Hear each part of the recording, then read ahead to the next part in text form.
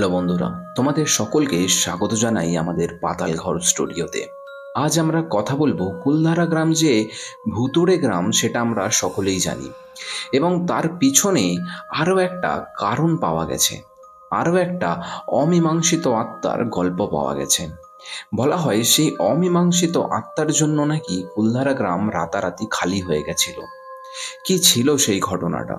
চলো আজ আমি তোমাদের সেই ঘটনাটা বলবো। যদি ভিডিওটা ভালো লেগে থাকে তো অবশ্যই ভিডিওটা লাইক, শেয়ার এবং সাবস্ক্রাইব করতে কিন্তু ভুলো না। কুলধারা গ্রামটা রাজস্থানের মরুভূমির মধ্যে অবস্থিত। এটি একসময় এক জনবসতিপূর্ণ ও সমৃদ্ধশালী গ্রাম ছিল। গ্রামটা প্রায় ৩০০ বছর আগে প্রতিষ্ঠিত হয়েছিল। তখন থেকেই এই গ্রামে মানুষরা বসবাস করত। এখানকার মাটির ঘর, সরু রাস্তা ও বড় বড় গাছগুলো গ্রামের এক বিশেষ বৈশিষ্ট্য ছিল। প্রথমে গ্রামবাসীরা সুখে শান্তিতে বসবাস করছিল। চাষাবাদ, পশুপালন, ছোট ছোট ব্যবসা তাদের জীবিকা নির্বাহের মূল উপায় ছিল। মানুষজন পরস্পরের প্রতি অত্যন্ত সদয় ও সহযোগিতাপূর্ণ ছিল। কিন্তু একদিন হঠাৎ এই গ্রামে এক অদ্ভুত ঘটনা ঘটল। গ্রামের একটি জলের উৎস অর্থাৎ একটা পুরনো কুয়োতে একদিন এক অজানা মহিলার মৃতদেহ পাওয়া যায়। সেই মহিলার পরিচয় কেউ জানতে পারল না। এই ঘটনার পর থেকে গ্রামের পরিবেশ অদ্ভুতভাবে বদলে যেতে শুরু করলো। কুয়ো থেকে মৃতদেহ পাওয়ার পর থেকেই গ্রামের লোকেরা নানা অশুভ ঘটনার সম্মুখীন হতে শুরু করলো। কেউ কেউ রাতে অদ্ভুত আওয়াজ শুনতে পেত, কেউ আবার দেখতে পেত অন্ধকারে ছায়ামূর্তি।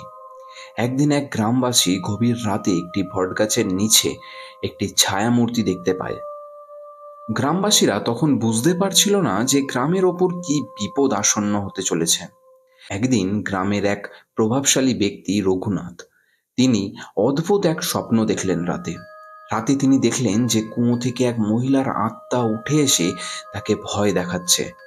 রঘুনাথ ভয় পেয়ে জেগে উঠে সবাইকে ঘটনাটা জানালেন। দিন যত গড়াচ্ছিল গ্রামের পরিস্থিতি ততই ভয়াবহ হয়ে উঠেছিল। মানুষজন একের পর এক গ্রাম ছেড়ে পালাতে লাগলো। কেউ কেউ বিশ্বাস করলো যে সেই মহিলার আত্মা প্রতিশোধ নিতে চায়। কিছু মানুষ তান্ত্রিকের সাহায্য নেবার সিদ্ধান্ত নিল। তারা অনেক তান্ত্রিকের কাছে গেল, কিন্তু কোনো লাভ হলো না। গ্রামের মানুষ ভয় ও আতঙ্কে দিন কাটাতে শুরু করলো। শেষ পর্যন্ত গ্রামবাসীরা ঠিক করলো যে তারা সবাই মিলে এই গ্রাম ছেড়ে চলে যাবে। এক রাতে সবাই এই গ্রাম ছেড়ে অন্য জায়গায় চলে যায়। সেই রাতের পর থেকেই কুলধারা গ্রাম একেবারে পরিত্যক্ত হয়ে গেল। রাতারাতি সবাই গ্রাম ছেড়ে অন্য জায়গায় চলে গেল, কিন্তু গ্রামবাসীরা কোথায় গেল সেটাও আজও রহস্য রয়েছে। আজকের দিনে কুলধারা গ্রাম সম্পূর্ণভাবে পরিত্যক্ত এবং ভুতুড়ে। পর্যটকরা মাঝে মাঝে এখানে আসেন, কিন্তু রাত কাটানোর সাহস করেন না। গ্রামের প্রতিটি কোণায় যেন এখনো সেই মহিলার আত্মার উপস্থিতি অনুভব করা যায়। কুলধারা গ্রাম আজও অদ্ভুত ও ভয়ঙ্কর ঘটনার জন্য বিখ্যাত হয়ে রয়েছে। কেউ জানে না সেই মহিলার পরিচয় কি ছিল, কেন তার আত্মা এখনো এই গ্রামে ঘোরাফেরা করে। এই রহস্য আজও অমীমাংসিত। কুলধারা গ্রাম অদ্ভুত রহস্যময় ইতিহাসের জন্য আজও পরিচিত। গ্রামের মানুষজন তাদের সুখী জীবন এবং হঠাৎ করে ঘটে যাওয়া অশুভ ঘটনার সবকিছুই যেন এক ভয়াবহ গল্পের অংশ।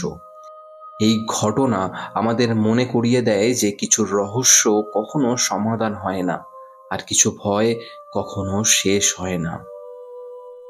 তো বন্ধুরা, ভিডিওটা তোমাদের কেমন লাগলো অবশ্যই কিন্তু কমেন্ট করে কমেন্ট বক্সে জানাতে ভুলো না। এই ছিল কুলধারা গ্রামের আরও একটা অমীমাংসিত ঘটনা, যার জন্য বলা হয় কুলধারা গ্রাম রাতারাতি খালি হয়ে গেছিল।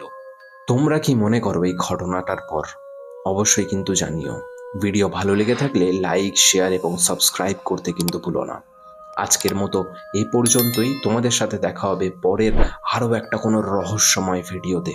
ততক্ষণ ভালো থাকো, সুস্থ থাকো এবং আমাদের সঙ্গে থাকো। ধন্যবাদ।